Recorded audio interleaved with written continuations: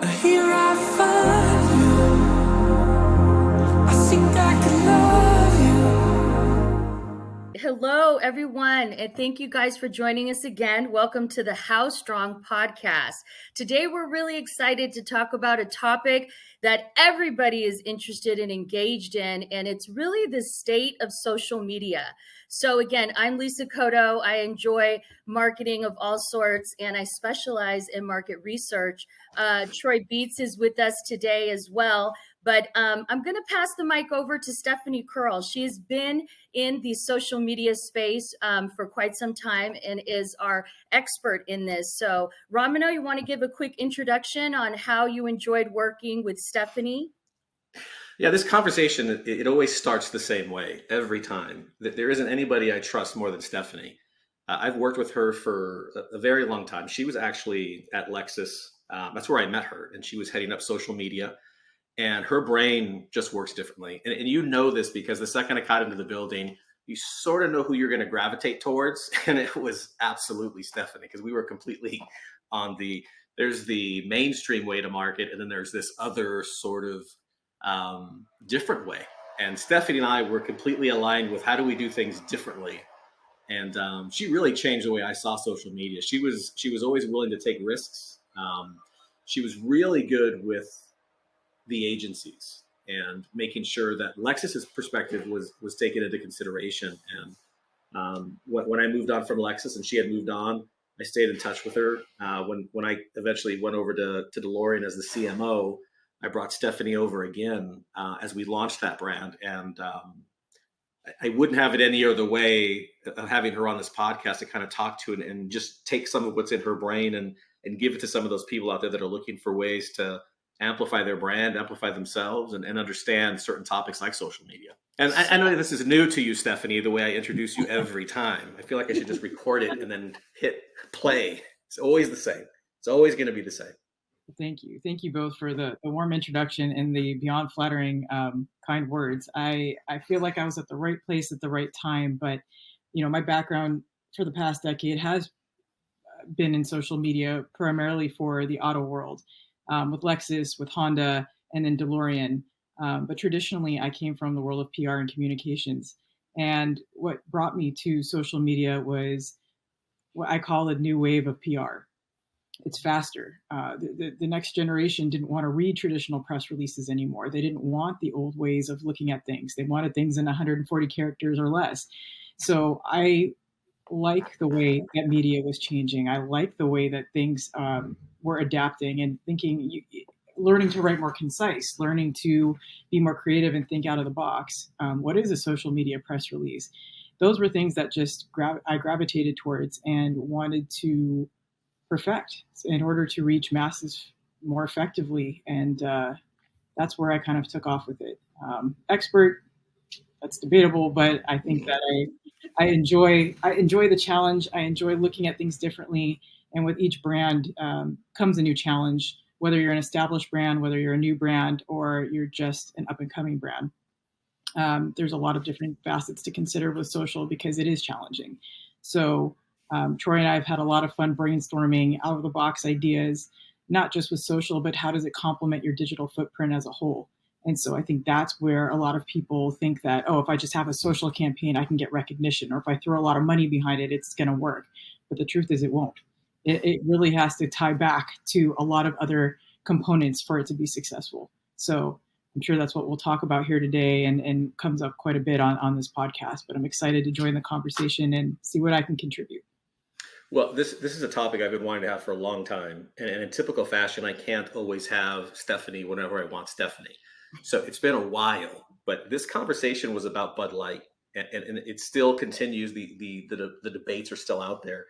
And when I saw the impact of that particular social post, I think the only issue I would have had as a marketer if I'd worked for Anheuser-Busch and I was on the Bud Light campaign is the topic itself doesn't bother me. What would have caused me some pain would have been Bud Light validating what is a woman on the can. It said 360 days a woman. That I probably would have stayed away from. Everything else I'm actually in favor of. And I went back and I looked at Anheuser-Busch and Bud Light specifically. I looked at their brand guidelines. And I know every time we ran social, it always had to bounce off the brand. Like, is this going to be okay for the brand? Is it healthy for the brand? Does the brand allow us to extend ourselves into this particular conversation? Mhm. And I looked at the brand guidelines, and I think I sent them to you guys too. One of the things that you see right away, and this is literally on page 3 of their guidelines, is that the brand identity is to bring to life the idea of free to live the life of your dreams. Mm. And the entire presentation is very consistent with that particular free to live your life of your dreams. And it almost begs for the conversations that they've had on social.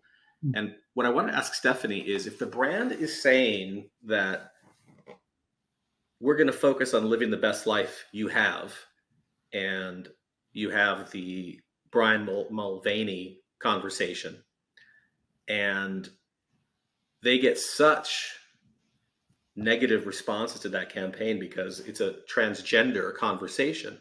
Mm. And it looks like that Bud Light is saying, we absolutely endorse this lifestyle. And it almost angers me to a point when what Bud Light should have done is say, here are our brand guidelines. Here's who we are as a brand. And the idea is that you get to live the best life you want. And we're going to celebrate that, and we're going to showcase that. And not everybody's life is the same. It almost tells me that if Bud Light were to amplify their own brand guidelines, are people who are saying you shouldn't have done that are saying you shouldn't allow people to live their best lives. And I don't know why they didn't stand by their guidelines and why they gave up so easily.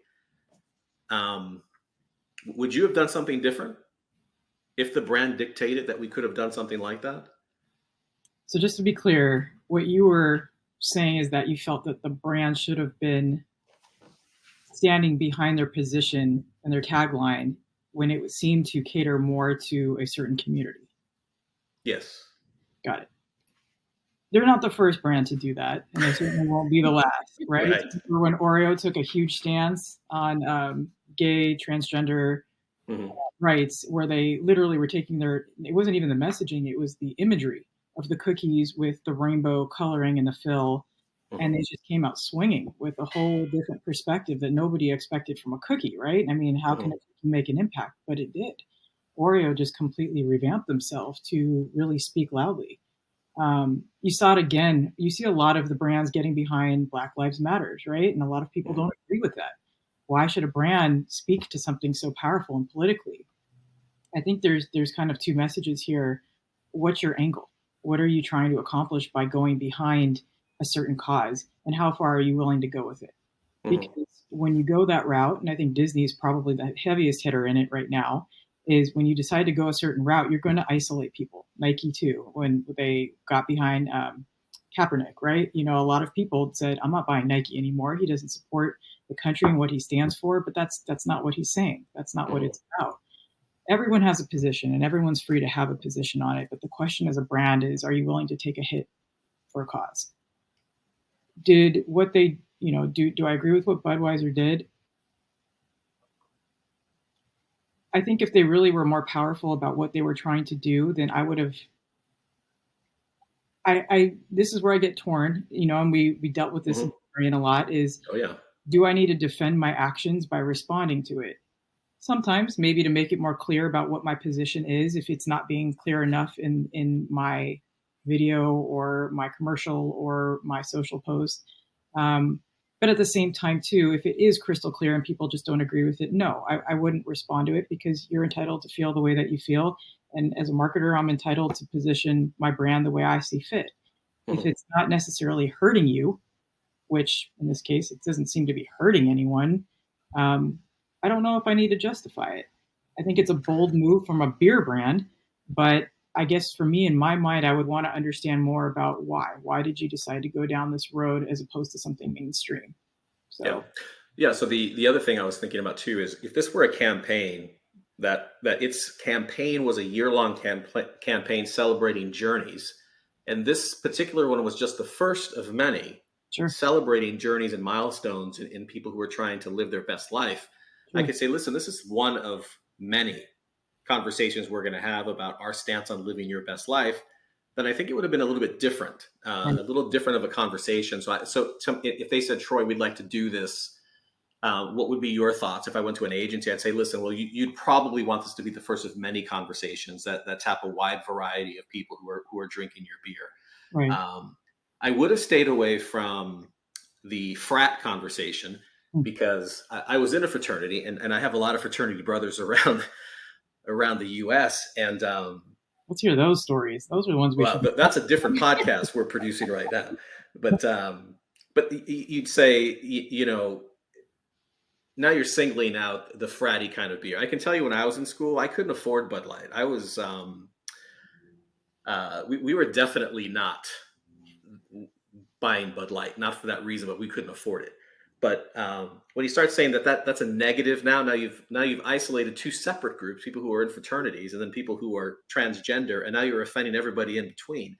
I think it could have been done differently, but that's hindsight. I will say I actually did some, and you did some great comments about things like this happening in the past. I sent you guys a photograph of Mikhail Gorbachev. He was leaving his post, and this was in the late 80s, and he did a campaign with Louis Vuitton. And Gorbachev back then, he was definitely, in terms of public perception, loved and hated at the same time. And the interesting thing that Louis Vuitton did, they got a huge backlash for being part of that Gorbachev campaign. And they responded, and mind you, this is in the late 80s. They basically said, our company has absolutely no intention to pass any other messages than the one on personal journeys. And that's the only way they responded to that campaign. And they moved on. And I thought that was really well done even back then. So people were taking risks back then. But the other one, this is more of a question on pop culture than it is social media. When you and I was actually on the Toyota side when the Gold Tooth campaign came out. Oh God, yeah. And that thing turned real quick. And I don't know that would happen today. I don't know that type of imagery would cause so much uproar. And Lisa, you don't know this, but if you're in Toyota and when that picture came out, it was really more of an advertisement for tapping a different type of subsegment, a youth oriented, because they were planning on doing Scion. And the idea of getting younger people in, connecting with a different demographic, it was edgy, but that's kind of where we were going with our products. And I couldn't tell you how bad it was on the inside at Toyota, experiencing all the backlash when there was a lot of diversity in Toyota at the time, working very positively with a lot of campaigns. And this one came out, and we basically had a year of coaching on racism and making stereotypes sure you, oh, it was terrible at the time. It was basically saying, and this was through the Rainbow Coalition. This was Jesse Jackson, and we had to go to him and start this whole program to make sort of amends for it. And I didn't think it was necessary. There wasn't a bad intention at all involved in that. And it's more of the education, I think, to maybe during that time period that was offensive. But I think you have to look at what it means from a brand to put something out like that out, right? Because when they did the whole swagger wagging with Busta Rhymes, that also got a lot of backlash too, because you have this, suburban white family with this black rapper coming in, and then they're trying to act like him, and it looks bad, right? It's like, do they need to wear a certain outfit? Do they need to rap? Do they need to be doing all these dance moves? Like, it looks awkward. And what are we saying as a brand? Like, what are we trying to sell here? It's tone deaf. And I think for me, in the marketing world, particularly in social, when you get those responses so quickly or in PR, putting out a tone deaf message can hurt you more than anything else. And those things, even remembering, obviously you were on the brand side, so you remember it more than probably the public does. But I remember I even wrote a thesis paper on that Gold Tooth incident, and it doesn't go away. Those stains don't go away because people remember them. And you have to take into account, how is the public going to perceive that, right? Do your think tanks, get your messages out there, talk to different people of all backgrounds, because those are stains that really hurt. And I to this day look at that Busta Rhymes campaign, and as a fan of Busta Rhymes, I love him, but I just cannot get behind that whole campaign, even though Swagger Wagon stuck with so many families. Mm-hmm. But the visual that went with it is just, for me, borderline offensive. Yeah. So, I'm intrigued. I want to Google it so I can. You should take a look at it. You should take a look at it. They're so respectful, conscientious. They do their homework. Legal is at your fingertips, always making sure you're buttoned up. Lexus exclusively, very, very cautious about anything to that nature. So it's kind of surprising when things like this come out, about how they got passed through so many hands in order for them to come out with it. I think Toyota takes a few more risks than Lexus, and for good reason. But at the same time, too, all brands take a risk. The question is why, and are you really listening? Yeah. I mean, I've seen a lot of other brands take similar stances on things, or do things that are just ridiculous. Some not even in this country. Like, I know Domino's, and this was back in 2020, and this was in another country. This was in Australia and New Zealand. They did a Domino's Nice Karen campaign, right? They wanted to see how many Karens out there were considered nice. Yeah, exactly. And in 250 words or less, wanted to know if you were a nice Karen in order to win a pizza. Now, again, this was in Australia and New Zealand, so it's a little different than the United States, but nonetheless, it was on Facebook, and people took note of it, and you can still find some people doing write-ups on it, and it was horrible. I mean, why would you do that? But it happens, and it hits the brand, even if it wasn't intended to. Yeah. So one of the things that I've always had an issue with, and from the social media side, I understand it. I understand the idea of influencers. I understand the idea why they're necessary. What I don't understand is when a company associates with an influencer, one, for the adjacency, but you clearly know it's only for the purpose to attract their followers. There's nothing inherently mutual about it other than you're an influencer and we can gain entry into your fan base. Is influencers social media? I know that's a strange question. Would you use influencers? I don't understand why I would need to use them. I'd feel pressure to do it just because they're part of a marketing sort of at your service. They're easy to get. But I don't think that those influencers actually love or even respect your brand. They're influencers, but they'll take your money. It's not really, they're not associated with your brand at all. I found it very hard to find influencers when we were doing even the DeLorean campaigns. Right. I think that it really depends on the brand. I mean, yeah, there's a lot out there who are looking to make $1, and then there's some out there who are genuine. I think some of the best use of influencers I've seen was like for Savage Fenty, right? Rihanna's Savage Fenty line.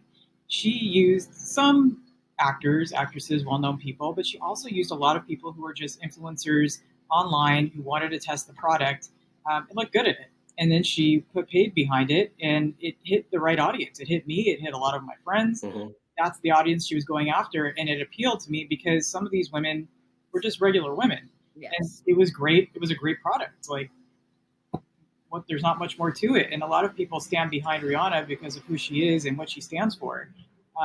It was really well done. I was really surprised at how she used influencers, because it was really done in a unique and an authentic way, where I didn't feel like it was so much of a marketing campaign as it was like, hey, I really support what you're doing. I like the way I look in this. I like the way it makes me feel. And she said, okay, I want to promote you. And I'm sure they got some kind of compensation for it. If nothing else, they got more followers, because who wouldn't want to be associated with a brand like that? But it was done in a tasteful way. To your point, are there plenty of influencers out there that just get paid and promote on their post or whatever it is that they're promoting? Absolutely. And you can tell when somebody just has a scripted message. No, go ahead. I think the benefit of using the influencers sometimes is that when you find the right one, it can increase engagement. And that's what a lot of these companies want, you know. So she can answer questions that other people may have right away. So you can, you know, display or promote a product in a different way by using different influencers. Like I know a lot of influencers that suffer with disabilities kind of put their different perspective and spin on it. And that's a unique group that people forget about. And so I think that, like what you were saying to Savage X Fenty, it was like everyday women that look and have the body rolls, and not everybody's like a stick figure. That was super attractive because it was relatable. It was like, oh, I look just like her, so I know that's going to look good on me. So it was easy. And that was like an easy marketing thing. And it just took off, which extended to her fashion shows, which were, oh my God, so amazing. Because again, it had like the real woman of America. It was just all types of people and disabled people. So I think that that's what the influence kind of help out with. Yeah, but when I see it, because there's definitely a paid spend portion, which Stephanie and I had worked on before.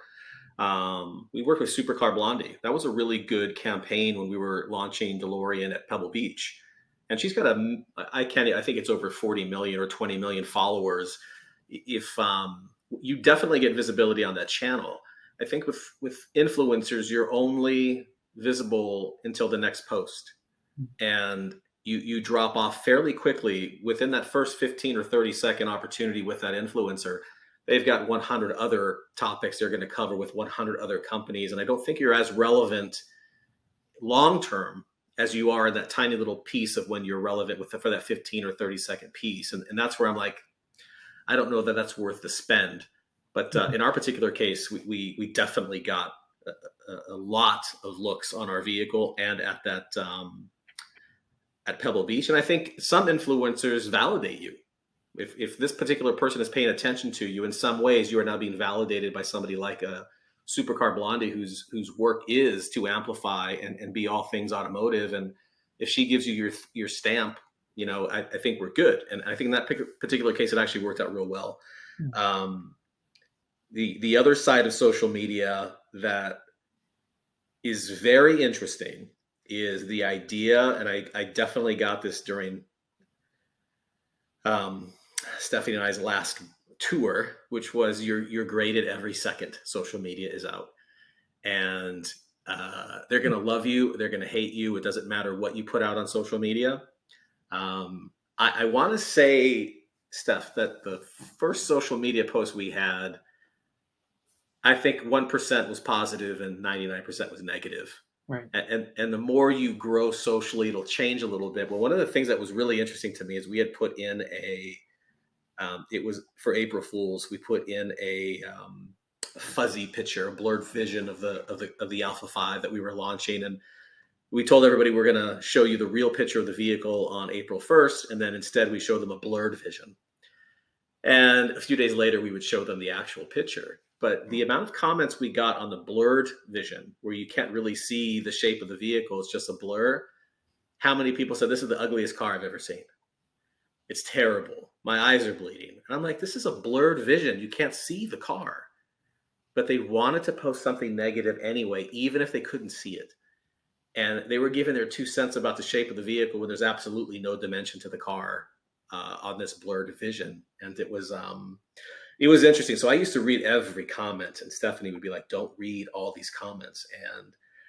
And people were brutal. And it's really interesting to see human nature at work when they're behind a computer. And they took it one step further. I remember getting a phone call from some guy who just got my number, left me a message, and basically said, they're probably going to bleep this out. But he goes, you guys are faggots over there. Why are you making an EV DeLorean? That's not an EV.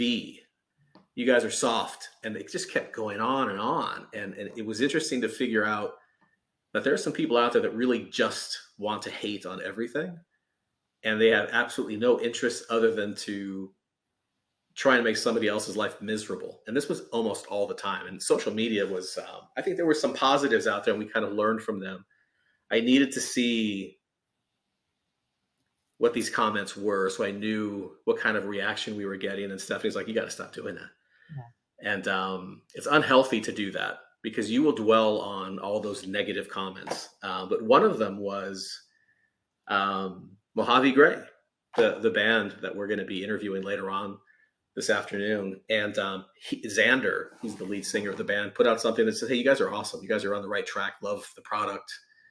And that was all. So I contacted him and then found out he was in Mojave Gray. And we became friends after that. And yeah, an amazing connection was made because of that. I probably wouldn't do that again, just because you get to absorb all the negativeness of it. But again, on the social side, you look at somebody like Mojave Gray. I love their music. I know Stephanie and I were proponents of them being at Pebble Beach and being the band that was going to play our event. And it turned out differently, not because we didn't want them there. I think Stephanie and I voted 100% they would be there, but they got outvoted by the vendor, so we didn't use them. But I listen to their music and I see their videos, and I see these Origin videos, Origin video 1, 2, and 3, and I'm completely blown away by how good they are. And I cannot fathom why they've not gotten enough attention. And Steph sent me a video today. They've got one video that had 13,000 views. Mm-hmm. But for the most part, their views are right around, I want to say 700. And the music is really good. The videos that are shot are very good. And I just can't grasp why they're not on the radio, why they're not everywhere. And thankfully, we have Lisa here, who actually has a background in entertainment, was a singer herself. She had a contract, correct, for a record label. So Capitol she Records. knows. Yeah. She knows the ins and outs of this. And I asked her this before. I said, it's not always the people who have talent that win. And I think social media helps those who aren't really good at their craft excel through social media. I think social media really amplifies a different perspective of a band, even if they're not good, but they might be likable. And Mojave Gray's in that they're likable and they're really talented. So Lisa, you can confirm that talent it's not the main thing. Oh, no, not at all. So the artist's main job is to be just that, the artistry, but it's your management, it's the label that you're associated with, and what type of distribution channels do they have.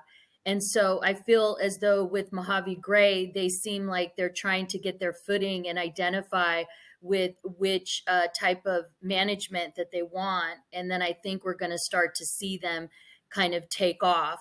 They have all the elements that you need. It's just we don't know anything about them. And that's what management kind of comes and does, is kind of creates a story. And it's necessary because they have the relationships with the radio stations and also with, the streaming platform, so that they could get them in right away with an already built-in audience. Mm-hmm. And so I think that for them, it is their job, to just completely, maintain and just create good music. That's their job, is to create the music, the vibe, everything else. I think that based on what I've seen, that they're trying to create their own like little buzz and sensation. And just when I think they might be dance music or EDM, that they kind of seem like they're trying to create their own genre, in my opinion. Mm-hmm. And I think that maybe that confusion for some music listeners is kind of where the issue's at, that they need to kind of put them in a box. When I was get in the music industry, a lot of the A&R, the people that get to decide who we choose with, they want to know, who are they like? Are they the next who? Is it the next Maroon 5? What is this group all about? Just for them to kind of get an idea of where they're coming from. Yeah, no, you and I talked about this too, and I'm starting to think, and we'll ask them when they're on the podcast, if they have the means, if they're okay, if they can pay their bills and they're happy just producing music, and this is a passion project for them, and they don't need the amplification, and they're just as happy putting out good music, then that's one thing. The other thing is, if they absolutely love doing music and producing great songs and great material and want to amplify themselves, then there is this next step they have to take. And I would say from Stephanie's perspective, if this is they're not new, because I sent you guys a video from them from 2013, and he's an amazing singer. I was blown away with what he was capable of doing, even back in 2013. I'm like, why hasn't he been around, or why haven't I heard him? If it was you, Stephanie, and they put this band in front of you, and you had worked in an agency, obviously, before, what would be that first step into getting them noticed? Well, you have your organic route, right? Mm-hmm. You know, which they're doing very well. I think that the thing that I would also take a look at too is, you know, there's the organic route and there's the paid route. Paid route is a whole different thing. So I'm just going to kind of look at the organic route right now because that's where they are. I think one thing that I noticed off the bat was they do a really good job at putting a lot of information about the band out there, right? I saw some accolades they got, some press they got. I saw a lot of their promotion for their upcoming albums and various things behind the scenes, which I liked. I think one thing that I did notice was that I particularly like the fact they were responding to fans, which sometimes you don't see when bands start to get bigger in notoriety. But I noticed Xander was responding on the Mojave Gray channel. And I think sometimes I felt like there was a little competition between Xander's platforms and Mojave Gray's platforms. And although it's one and the same from a branding perspective, you don't want to compete with the two. It's not like Justin Timberlake and NSYNC, even though sometimes people may think that, or it's not, you know, pick a band and who their front leader is. It's you want to promote the band. And so I probably encourage a little bit more about the band direction versus just the lead singer. I didn't even catch the name of the guitarist. Yeah, Posey. Yeah, I didn't even know who he was. So it took me a while to kind of drill through that and try to find that. So that's what I mean by trying to build that brand identity online and make sure that that's at the forefront versus the individual profiles coming in there. So if you're going to respond to fans, do it from the brand profile and not your own as a way to start to build that notoriety. And don't be afraid to do some man on the street interviewing and find out, what do people think about your brand, right? People always trust, like we were talking about, influencers and people who are listening. But how are they leveraging that? What are your fans saying? How are you using that in your social media content strategy? Because that's going to help harness more power, because no one likes to see themselves more than you do, right? So you're seeing people out there that are vibing with your music and they're feeling it. You want to get out there and capture that content too. So I would suggest putting a little bit more fandom into that, and also at their events, adding hashtags, pulling in some more of that content, adding it to some of their content themselves, maybe even putting it some of their music videos. Show those fans, let them know the fans are at the forefront of their music and that they're listening. So there's stuff you can do to kind of harness that, because they have a decent following, but what are they doing? They're responding, which is huge. That's wonderful. Those are some tricks that I know a lot of brands use. Some celebrities. You also want to look at, and a lot of people don't pay attention to this, is how many people are following you, right? Followers are currency, particularly with corporate America, but how many are you following back, right? That's key, because that shows you're listening back at your fans. You show interest in your fans. So if you have somebody who has 1 million followers and they're only following one person, what are you listening to? What are you gaining out of that? So I try to look for somebody who has balance and understands the use of social and how to engage their fans in different capacities. I mean, there's always little tiny tricks, but those are just a few things that I look for to know that I'm being listened to know that the brand hasn't gotten so big. Because when you start hitting the Rihanna profiles, the big, huge, multi-million-dollar contracts, it's going to be a lot harder to manage that. But where Mojave Gray is now, they still have the ability to interact with fans, engage with fans, establish their brand identity, and continue using them in unique ways that you can't when you're at a different level. Yeah. So those are just a few stepping stones. Yeah, so I think for a band like Mojave Gray, I was thinking, you and I have done this in the past. We've done a Super Bowl commercial. They could go that slow, organic route. I'm thinking of the impact of something as grand as the Super Bowl, buying a Super Bowl spot, introducing their new single and giving them a 30-second spot. I think that's where they're at. I think they've been around such a long time that they need something significant to happen for them to see other people listening to the body of their work. I think they're very good, and it consumes me a lot, and which is why I contacted him and we started saying, I think you should come on the podcast so we can kind of just talk about where you're at right now, because I have no idea, unless they've got some sordid background. If he's lip syncing his entire,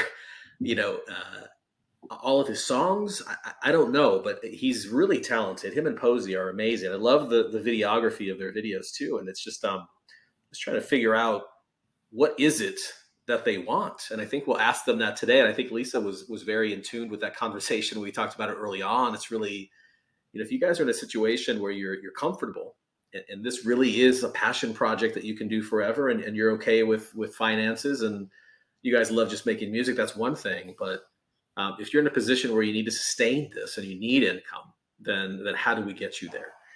And I love the fact that they refer to their music as desert dance music, because at first that caught me at off guard. I'm like, desert dance music. Yep. All right, I like that. I'm feeling that. I like where that was going. Well, there's yacht rock. Why can't you have desert?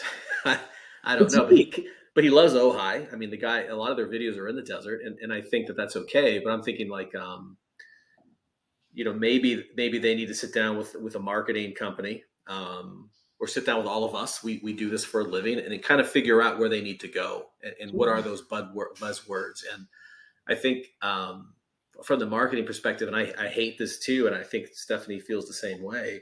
A lot of people think that marketing is just magic. Like we just come up with stuff. Like there's not a whole lot of thought that goes into it. And some of the campaigns that we have are year-long campaigns. Some of them, the social media that goes out, like Stephanie was saying, that stuff you don't just put it out there. There's a lot of channels that have to hear it first and make sure that you're actually saying the right things for the brand and that you don't get sued.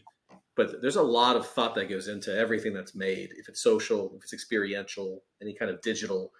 But it really is fascinating. I wanted to show you guys something too. I'm going to flash this. It'll be on the screen. I had worked with Cambridge Audio, and they're probably one of my favorite audio systems. I have one at my house, and I got to know them really well during my time at DeLorean. And they have this amazing business card. And the business card basically, this was Charlie Henderson. And his business card actually has he's got his name on it, but he also has a song. And it's called Anastasia by Prince. And that's his favorite song. But what most people don't understand is that although it's his favorite song, he actually shows you on the business card where in the song he identifies with the music and what actually gravitated him towards that particular song. So it's at the 16-minute, 30-second point of the song, and that's where he identifies with it. So you get this human connection through social. So it's social in a way, and I don't know how to explain this. Stephanie, is this a social campaign? I think it's more of a brand identity type thing. Brand identity. What he's about, he's connecting it to the brand himself and letting you know a little bit about him. It's on a business card, so if nothing else, it's pushing that conversation piece to start something and make you remember him. Yeah, and it goes from, you have to go through here, and then you have to go to Cambridge Audio.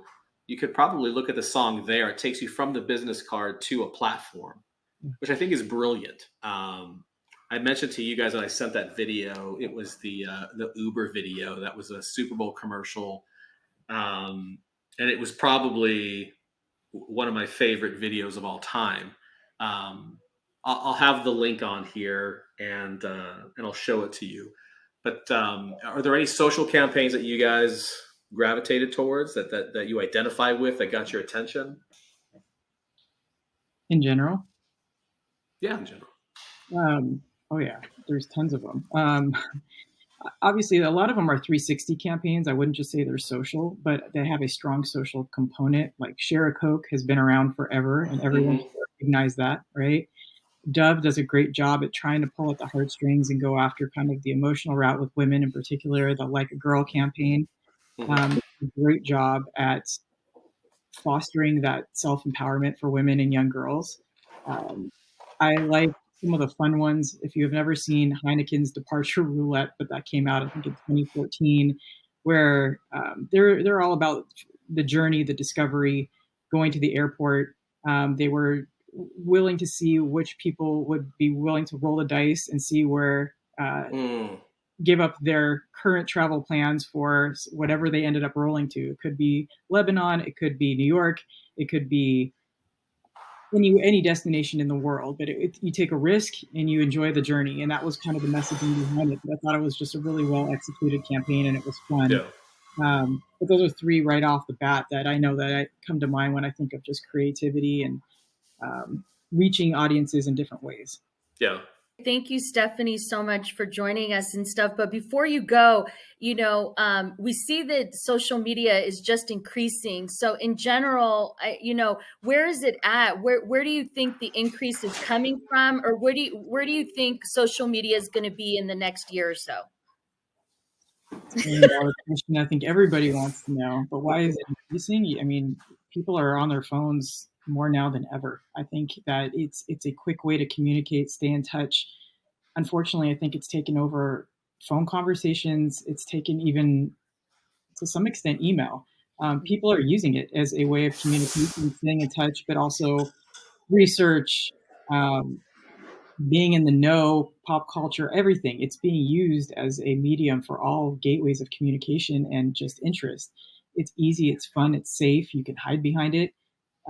There's 1,000,001 reasons why people are using it and why it's becoming even more aggressive than it used to be. But where it's going, that's a whole separate conversation. That might take a lot longer. But Yeah. But we'll get you next time, Steph. yes. We'll have a whole episode dedicated to just Steph and social media and what it takes to succeed. Then the conversation sort of shifted into, well, if it's horror, there's going to be a villain.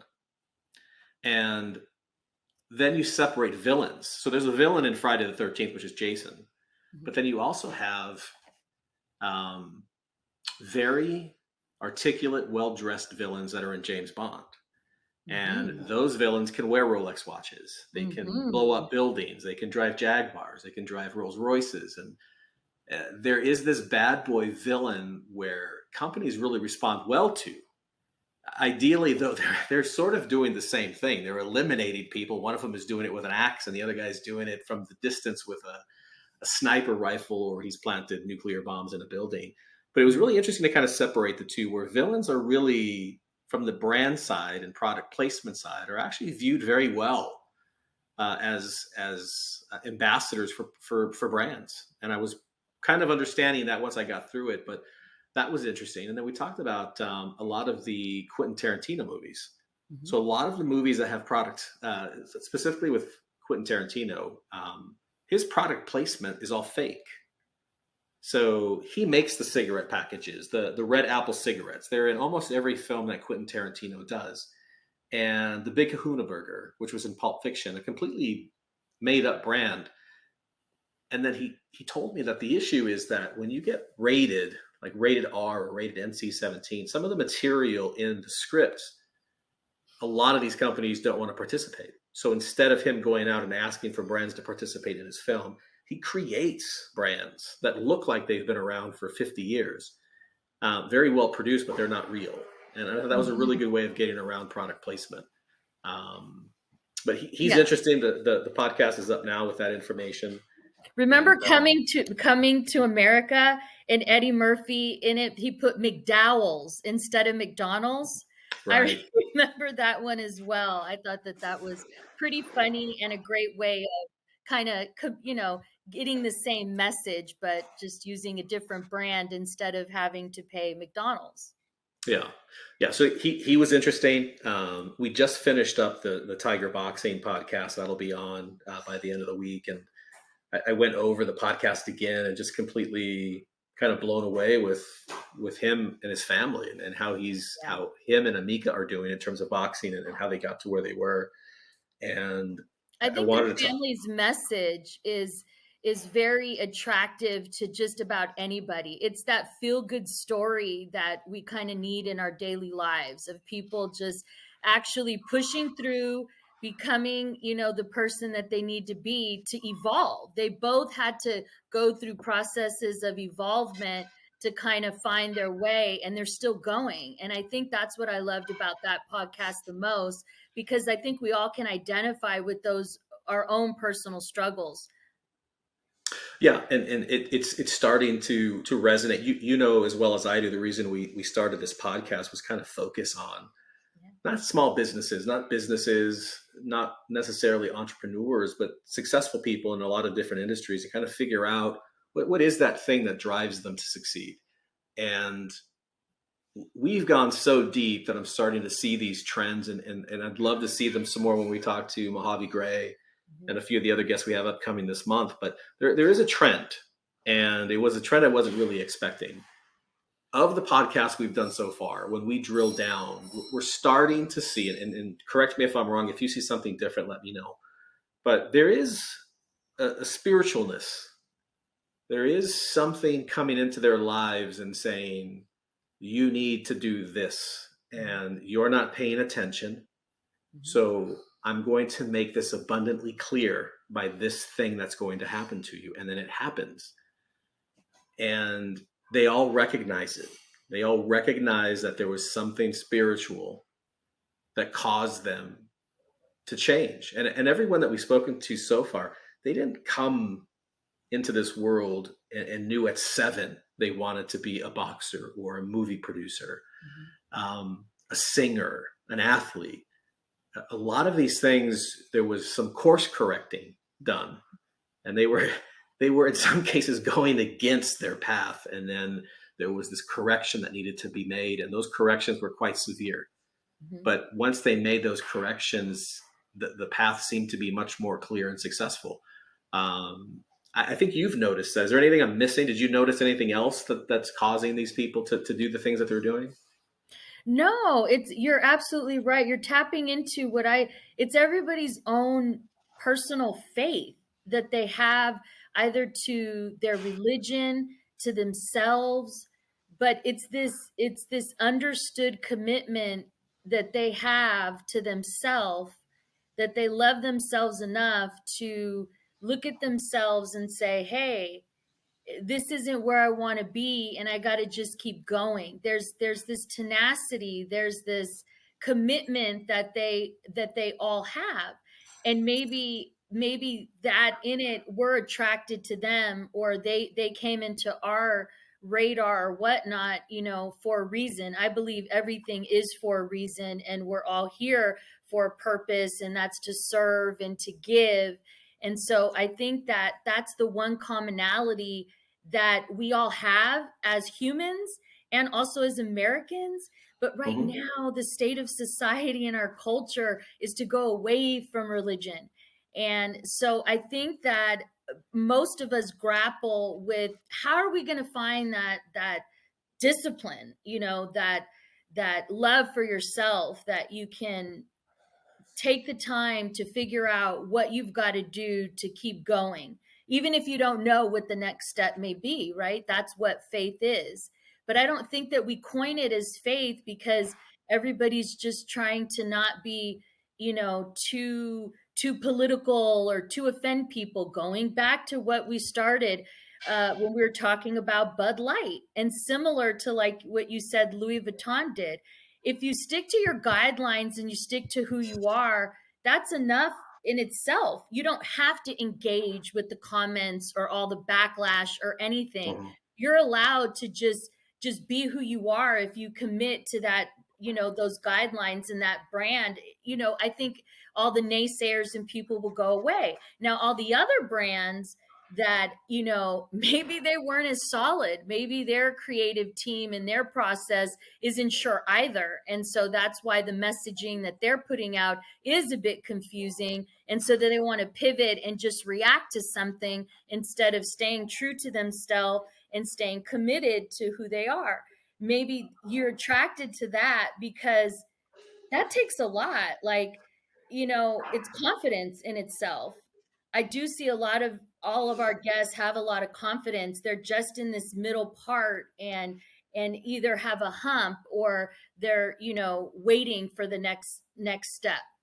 Yeah. And we've always talked about it too. We've always said that, specifically for you and I and a lot of other people that I know, our stories have still not been written. And I think people really feel like, and I think this is where faith comes in, because if you feel like you're behind, if you feel like you should be somewhere else, I think if you have the faith to understand that whatever story you think you're deserved to have,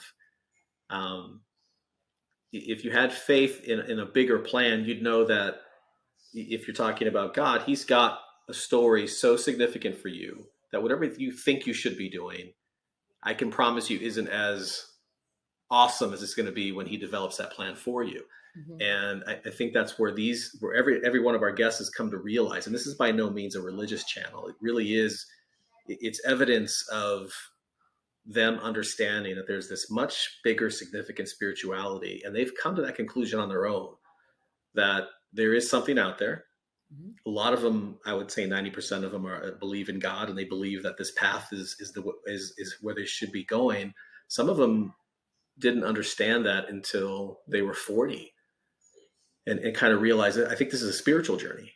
I think this is what I'm on. And then they start to understand it. And so far, that's what all of our guests have come to the conclusion on their own.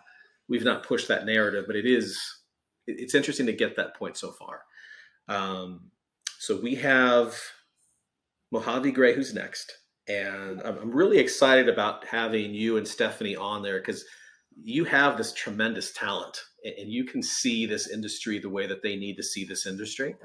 And I think Stephanie's going to help understand if they're in a place where they'd like to amplify themselves and they'd like to grow Mojave Gray into something global, then there's some steps that they're going to need to take.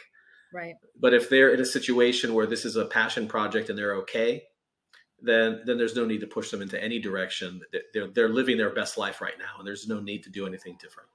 So I'm loving this conversation. I can't wait for this next episode. And me as well. Can I say something too? Yeah. I want to circle back to what you were talking about. Why do you feel like product placement is so hard in horror films, and yet in the James Bond category, why is it okay for him to have a sniper and a Tom Ford suit and all of those things? Well, I think so. The horror films are dealing with gory, scary blood, even though the sniper, he's beautifully executing it, but he's portrayed as a man, as the most interesting man in America, right? Well-dressed, fit, handsome, looks like he probably smells amazing, right? Has all of these different tasks. And again, the ability to have these amazing conversations with different people. He epitomizes kind of like maybe what every man wishes he could be like. So I think that because it's sleek and it's sexy and it can be portrayed as a piece or an item that can enhance your life and make your life better, right? It's all about the image, and so I think that's the difference. Well, let me ask you a question, because I know that you're single. Mm-hmm. Are you the gal that likes villains? So let me show you this really quick, because I was doing some research. So when you define a villain, they're characterized as, most of them have accents. They're focused. They're precise. They tend to be one step ahead. They have style. They have an eye for detail, and they're obsessed with power. Yes. Is that a man that you would find attractive just on paper? Yes. Okay. So, but I mean, that's what it is, right? You're not attracted to the guy that drowned in a lake and wears overalls and hacks people up. There's really nothing endearing about him. Exactly. But the hero, I think, is kind of boring. Yeah. I think that's why. And I think that all of us as humans, we have a dark side. One of my favorite authors is Robert Greene, and in all of his books, The Art of Seduction, 48 Laws of Power, Mastery, what I'm listening to now, he focuses on what's so attractive is that everybody has a dark side, and that dark side can actually help you get closer to maybe the real you of who you are. Everybody paints a face, and all the serial killers, right? They got to be all nice and sweet to draw you in, and then they're going to kill you. And so I think that everybody is kind of intrigued by their dark side. And I think that that is what we can all relate to, like, when no one's looking, like, would I do this or would I not? Like, there's something about everyone's dark side that becomes attractive. And me, I'm just like an uber feminine person, and I associate the dark side with men and masculinity because it was a lot harder, life back in the day. So men had to be a lot more, Mhm. uh, burly and big and fight and do different things. Now we're in a different world. And so masculinity looks a little different. Yeah. Um, but I think that dark side is what's attractive and what sells a lot. Cause I think people could identify with it and, feel normal because everybody else kind of has that too. Yeah. Yeah. I think I told you this too. I used to love the show Ray Donovan, and Right. we've talked about this during the product placement piece, but he's a villain in that movie. He has a dark side because of something that happened to him. But I think I told you before, when I was working in San Jose for a startup company, I was by myself, and you start to become Ray Donovan. Like you want to wear these clean, crisp white shirts and this nice suit, but you also want to have a gun in the back, and you want to drive the Mercedes, and you don't give a shit about anybody. You can take care of your business. And I would say that show helped me get through being up there by myself. You start to emulate his behavior and go, no, I am the man here. There's nothing you can do that's going to scare me. When you get through this, and you're going to be just fine. So it was interesting, but again, I would listen and watch the podcast for product placement. It's really interesting. It dives deep into the science behind product placement and all genres of movies. And it was really getting Hal's insight. He's I don't want to call him a nerd, but he is definitely in on product placement. The guy knows everything about movies, why things are there, why they're not there. So really interesting. Hope you guys can watch that one. Yeah, he makes you want to watch movies with a different lens on, now that he's doing it. When he talks about the business, it just makes me think about watching movies, differently. Your Ray Donovan is my Emily in Paris, right? So Right. I love watching that series. And sadly, what I identified a lot with is how she gets hated on by all these Frenchies that are just so like, these American people are just so uncouth and they don't know culture and how to live, and whatnot. And she deals with a lot of stuff. And I deal with that too in marketing, I think, Yeah. a lot of times because it's all about these great big ideas, these great campaigns. And then somebody else on your creative team might be jealous, will take an idea and try to make it their own. And there's a lot of ugliness that happens in marketing that, people don't really see that we should talk about too. We will definitely talk about that. I've got 22 years of everything that you just said. It doesn't feel good, but good. Well, this was a great conversation. Why don't you take us out, Lisa, and we'll catch up with you when we talk to Mojave Gray. All right, wonderful. So want to thank everybody for watching the How Strong podcast. We had a great time breaking down and deciphering where is the state of social media today. I think we can all agree as a quick recap that it's increasing because, again, it's right there on everybody's phones, and that people are wanting to connect and wanting to have an emotion and get more information about products and services that they like. So we're going to continue to see it grow. And I look forward to continuing this conversation here. But thank everybody watching for the How Strong podcast. I'm Lisa Cotto.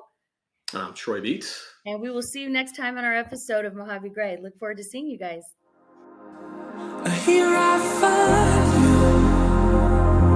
I think I could love